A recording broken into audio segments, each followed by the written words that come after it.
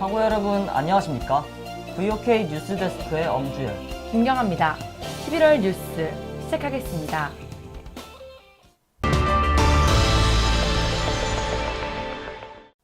지난 13일부터 이틀간 진행된 학생문화제가 성공적으로 막을 내렸습니다.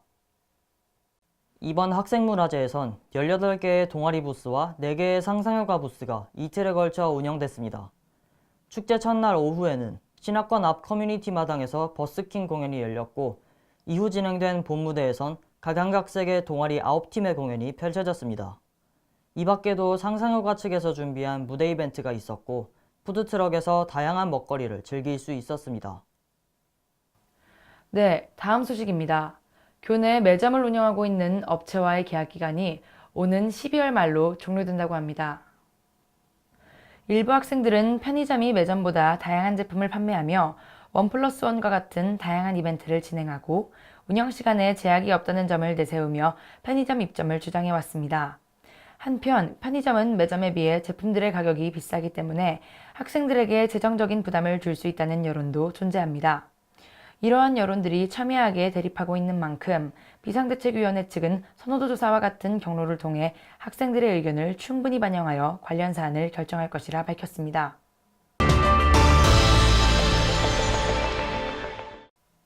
VOK 뉴스 스토리입니다.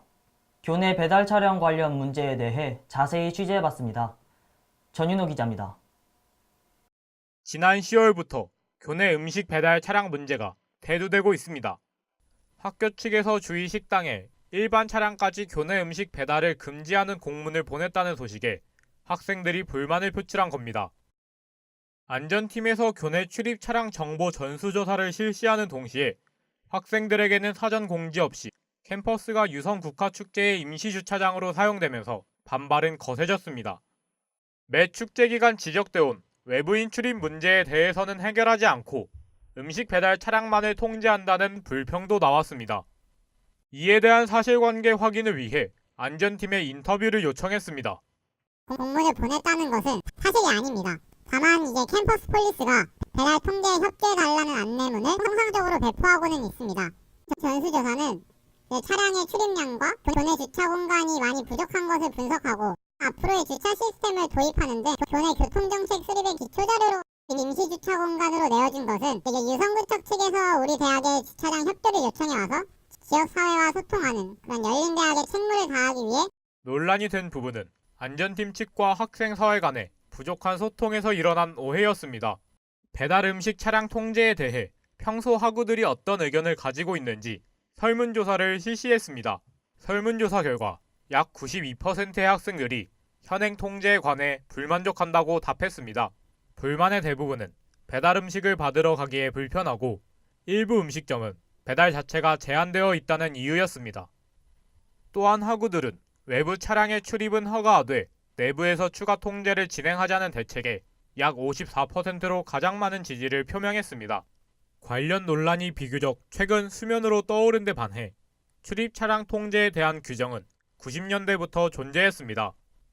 보안 업무 시행세칙 제57조에는 외부의 모든 차량은 경비 근무자의 통제나 안내를 따라야 한다고 명시돼 있습니다.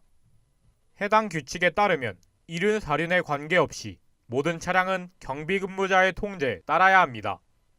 그리고 현재 안전팀 측에서 출입 차량 중 음식 배달 차량만 진입을 금지시키고 있는 것도 사실입니다. 음식 배달업체를 통제하는 가장 큰 이유에 대해 안전팀은 구성원의 안전이라고 답했습니다. 이와 함께 교내 음식물 냄새와 남은 음식물 처리의 어려움에 따른 교육 및 연구 환경 저하, 광고 스티커 부착에 따른 건물 내외 미관 손상, 배달자에 의한 도난 사고 우려 등도 배달업체 통제의 이유라고 밝혔습니다. 또한 설문에서 많은 학우들은 외부 차량으로 인한 주차 공간 부족, 교통질서 위협 등의 문제가 배달 차량 문제보다 심각하다는 점을 지적했습니다. 학생들이 쾌적한 캠퍼스에서 숙식하고 공부할 권리를 보장받아야 하며 그 문제에 대해서는 배달 차량보다 외부인들의 출입 통제가 더 효과적이라는 학우들의 의견은 충분히 타당합니다.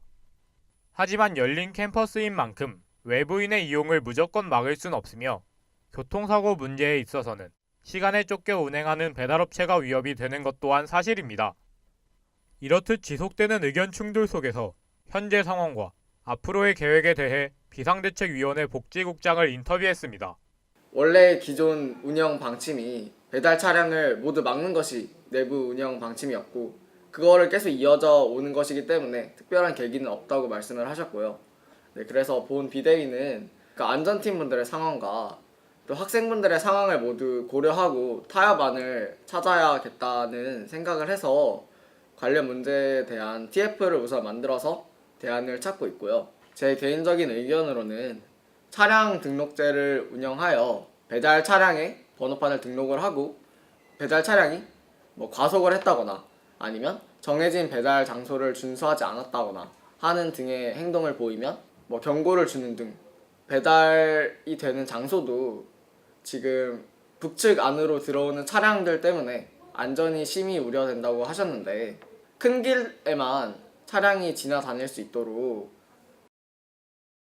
학생들은 편리한 서비스와 학교 내에서의 권리를 제공받길 원하고 학교는 학생들의 안전을 책임져야 할 의무가 있습니다. 비상대책위원회와 차기학부 총학생회는 배달 차량 통제 및 외부인 문제에 대해 학우들의 의견을 적극 수용하고 학교 측과의 활발한 토의를 통해 합의점을 찾아야 할 것입니다. VOK 뉴스 전윤호입니다.